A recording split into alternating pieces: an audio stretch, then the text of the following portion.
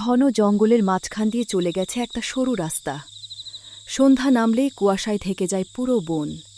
গ্রামের লোকেরা বলে এই রাস্তা দিয়ে রাত হলে কেউ একা যায় না, কারণ গভীর রাতে এখানে শোনা যায় অদ্ভুত এক ডাক। এই রাস্তা দিয়ে গেলে তাড়াতাড়ি পৌঁছাবে, ভয় পাওয়ার কিছু নেই। না রে, এই বনে নাকি ভূত থাকে। দুজন বন্ধু তবুও হাঁটতে শুরু করল।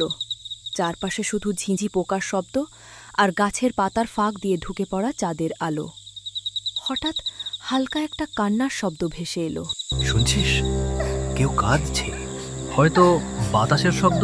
কান্নার শব্দটা ধীরে ধীরে স্পষ্ট হয়ে উঠল। সামনে দেখা গেল সাদা শাড়ি পরা এক মেয়ে, চুল মুখ ঢেকে রেখেছে। আমাকে সাহায্য করবে? তুমি তুমি কে?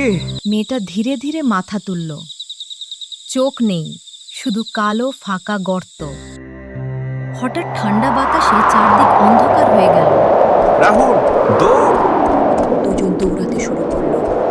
পেছন থেকে ভেসে এলো হেসে ওঠা এক ভয়ঙ্কর আওয়াজ। কোনো মতে তারা বন পেরিয়ে গ্রামে ঢুকে পড়ল। পিছনে তাকিয়ে দেখল সবকিছু স্বাভাবিক। আর কোনোদিন এই রাস্তায় আসবো না। আজ আর বেঁচে ফিরতাম না।